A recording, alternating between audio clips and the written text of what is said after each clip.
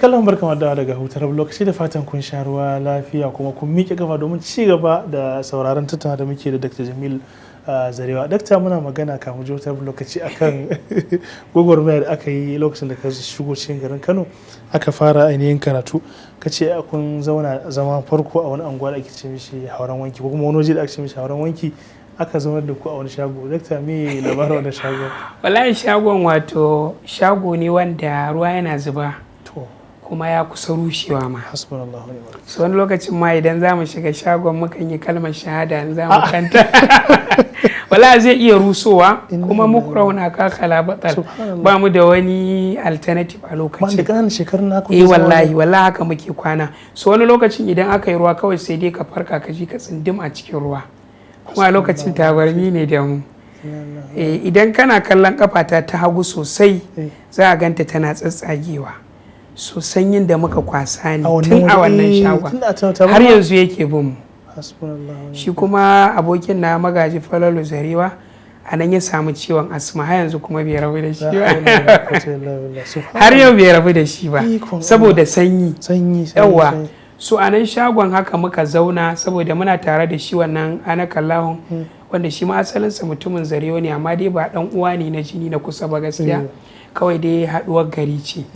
Saboda haka shi kuma ba shi da hali, to gaskiyar lamari daga cikin kisoshi waɗanda ba na manta da su shine akwai lokacin da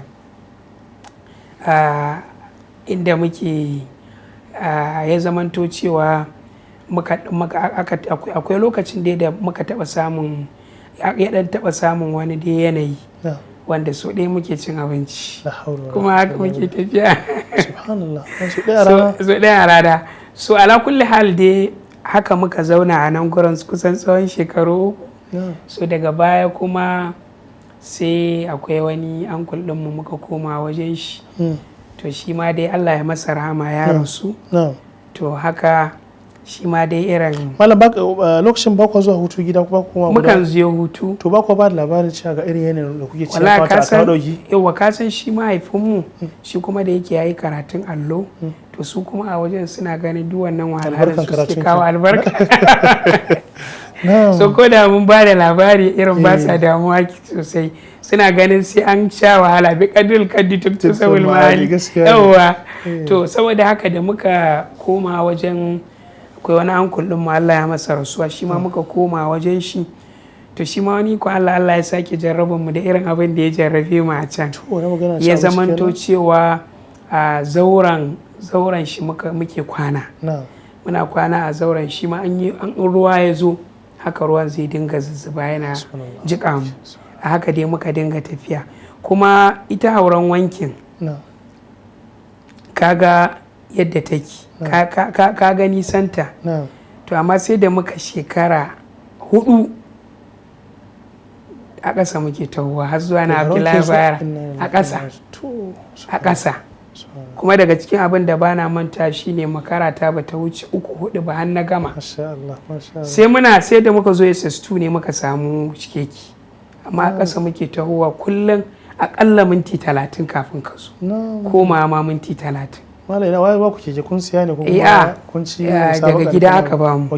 Daga gida aka ba mu keke muka zo muna amfani da shi. So ala kulli hal dai haka muka zauna a ita wannan makarantar ta Abdullahi Bayero, wanda mu a lokacin mu ba suna Abdullahi Bayero, kawai sunanta College of Quranic Studies. Saboda haka muna GS1 shi wannan malam Awal Shawish din shi ya koyar da mu da wani malam Sani Armayau. Malam yawanci irin wannan mataki na ilimi akwai malamai zaga cewa mutum ya tasirantu da su, misali kila zaga wani malamin hadisi ne ko malamin Qur'ani sai ga yana burge ka, daga nan sai ga mutum ya dauki wannan layin. Malam cikin malamanka a wannan matakin waye ka tasirantu da shi kake ganin cewa har yanzu akwai tasirin shi a rayuwarka? Gaskiya daga cikin malaman da bana manta da su akwai Dr. Nazif Inuwa. A lokacin yana da diploma, saboda haka tun kafin ma ya je Madina shi ma ya koyar da mu a JS2. Shi ne ma malamin ƙur'aninmu. A wajensa muka yi hadda tun daga wazkurullah fi ayyamin ma'dudat har zuwa Allahu la ilaha illa huwa la yajma'annakum ila yawmil qiyamati la rayba fi. Izu 6 a wajensa muka yi hadda. Daga cikin abin da bana mantawa yakan yi mana wa'azi. Muka gama karatun ƙur'ani sai ya mana wa'azi. Kasancewa ni ne na fi kowa ƙanƙanta sai ya kalle ni ya ce yi mana addu'a kai ne baka da zunubi a lokacin. So ba na manta da wannan har kwanakin baya mun haɗu nake tuna masa wannan yana ta mamaki. To ai shekarun da yawa da yanzu ana magana wajen shekara 24 92-93 ya koyar da mu. So gaskiya yana daga cikin malaman da ba na mantawa da su. Akwai wani malam Habib Takwaranka wanda ya koyar da mu ulumul Qur'an. To haka muka zauna a nan, shi wancan malamin namu yana ya saka mu a makaranta allo. In mun dawo za mu je makaranta allo.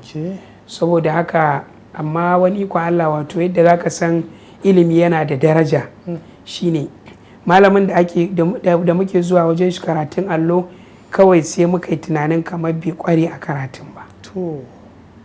A gatuwan makaranta yake da ita fa nan Gwale wajen bitinariya, amma wallahi sai wani lokacin sai mu bar gyara. Lokacin duk ba mu balaga ba, muna 13-14 sai mu dan bar gyara sai mu gani ko zai yi wannan. So da muka ga dan bar gyara ɗaya biyu muka ga baya gani, kawai muka ce mun daina zuwa. To saboda haka muke yi, mu zo makarantar allo mu kuma zo a makarantar kulliya da safe. To haka dai muka ci gaba har zuwa lokacin da muka shiga senior secondary. So da muka shiga senior secondary haka muna dan zuwa muna dan yin koyarwa a gadon kaya a gida haka, saboda a dan samu abubuwan da za a dan sarrafa. To haka dai alhamdulillah muka kammala makarantar Abdullahi Bayero a shekarar 1997. A lokacin ina da hadda wajen izu 40. Masha Allah, tabarakallah. So bayan mun kammala Abdullahi Bayero din shine kuma sai na ce ya kamata in zauna in kammala haddata. So bayan mun kammala muka sai form muka shiga legal. To daga nan ka koma Zarewa ne ko kuma na koma Zarewa a can ka karsa hadda kenan?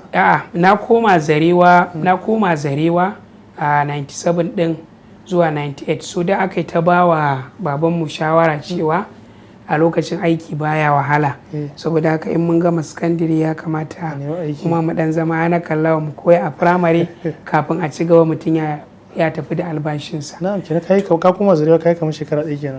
Bai cika shekara ba. So ni mu muna tunanin gaskiya ya kamata mu ci gaba da karatu, shi ya fi mana duk da lokacin muna da ƙananan shekaru. Saboda haka da result ɗin mu ya fito a farko-farkon 98 yana fitowa muka je muka sai form sai muka samu admission a legal.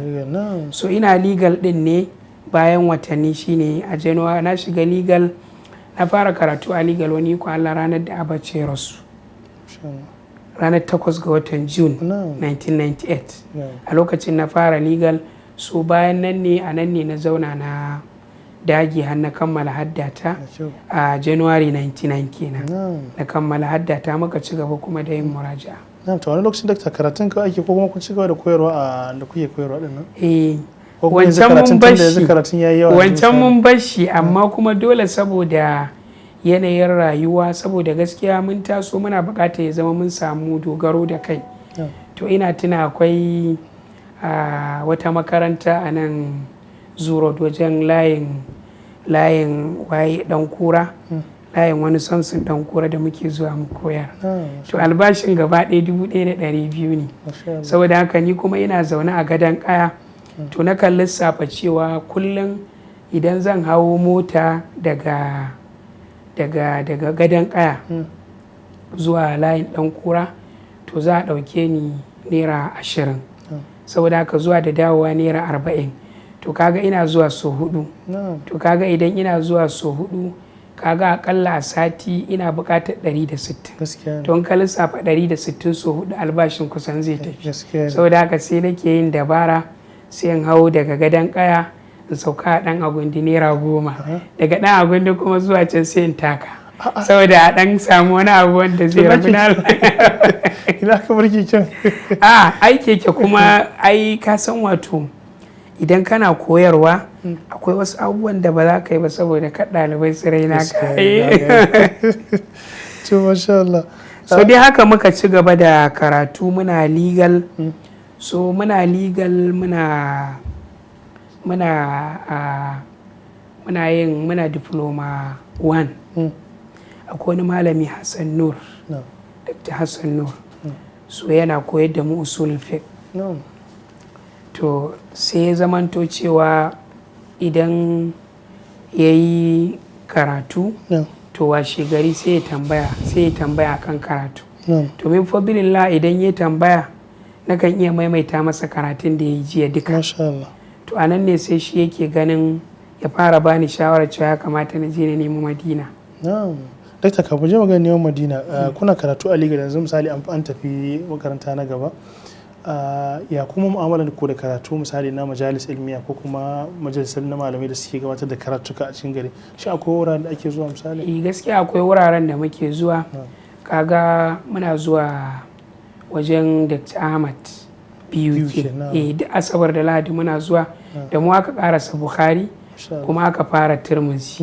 Muna zuwa kuma wajen Malam Abdulwahab, da mu ake Subulus Salam, da mu ake Tirmizi ranar Litini, ana Subulus Salam kuma ranar Talata, sannan kuma ana yin Bukhari ranar Asabar da Lahadi. So anan muka fara sabawa da Malam Abdulwahab. To shi ma da yawa idan aka zo ana darasi yakan yi tambayoyi, haka mukan ba shi amsa, amma a lokacin sai ya ce min babana, haka muke yi da shi. So mukan je waɗannan majalis ɗin, kuma a lokacin saboda ƙarancin kuɗi dabarar da muke da shi wancan dan uwa malam magaji ɗin, wanda ba zai iya bada tarihin rayuwar shi ba tare da ya shigo da ni ba, ni ma haka ba zan iya bada tarihin rayuwata ba tare da shi ba. To sai mu raba, shi sai ya sai wannan littafin ne kuma sai na siya. Ina tuna a lokacin da muke karatu a legal, ni na sai Tirmizi, shi kuma sai mana Subulus Salam. Saboda haka shi ba shi da Tirmizi, sai da ya je Madina ya siya, ni kuma ba ni da Subulus Salam. Saboda haka ni kuma ni nake da Sahihul Bukhari, shi kuma shi ya sai Bidayatul Mujtahid. So haka muke rabawa. Yawwa, saboda haka idan mun je majalisi sai mu zauna. Yawwa, so shi malam magaji duk da ba mu da wata alaka ta jini, amma a yadda muka zauna da shi a baya, akwai wanda sun yi zaton ma uwan mu ɗaya uban mu ɗaya. Kawai abin da yake sawa mutane kokonto shine suka gan shi da billi, ni kuma ba ni da shi sosai kuwa. Masha Allah. To alhamdulillah dakta, daga nan sai aka fara maganan Madina. Yawwa, to shi wannan malami gaskiya yadda ya ga ina da saurin haddace abu, in yi darasin usul yau zan iya maimaita mai abin da ya yi duka, sai fara mun maganar cewa ya kamata ka je ka nemi Madina. Sai nake ce masa ni gaskiya ina ganin Madina 'ya'yan talakawa ba sa zuwa, saboda gaskiya ina ganin ba zai yi na ce ba. Sai ce min a'a, kaka damu, zan taimaka maka, saboda ka je ka yi jarabawa. Akwai suna zuwa nan su yi jarabawa, saboda haka zan taimaka maka ka je ka yi, zan baka taskiya. Yawwa, saboda haka sai ya zamanto cewa a 2000 ya ce min ka yi amali sana zan yafi maka. A 2000 sai ya zamanto cewa da suka zo sai bai ji labari ba sai daga baya. Saboda haka da ya ji labari daga baya, kawai sai ya mun waya ce maza in je, ya mun magana lokacin ba waya, maza in je na yi wannan jarabawa. Da na je sai na samu an gama ɗauka, sai suka ce min sai dai baɗi. So a 2001 shine na je na nema, kuma Allah maɗaukakin sarki ya kaddara na yi na 6 a cikin kusan mutum 300 da wani abu da suka yi musharaka a daura, na samu mumtaz. Asan shi kan shi dakta, wajen wannan jarabawa da ake, tun da mutane sun haɗu daga ɓangare daban-daban, misali Najeriya, ila wani lokaci har daga makota misali Nijar masu kan ɗan shiga jarabawa. Asan ila shi ma akwai wani gwagwarmaya da ake, amma za mu je a majalisi na gaba insha Allah. A tunawa cewa lokacin shirin ya zo ƙarshe, a majalisi na gaba za mu ɗaura insha Allah. Masu kallon mu a laifin daɗi garewa duka na lokaci mun halinsa, sai da Allah ya sake haɗa mu a majalisi na gaba za mu ɗaura. Ku ci gaba da kasancewa da Africa TV3. Wassalamu alaikum wa rahmatullahi wa barakatuh.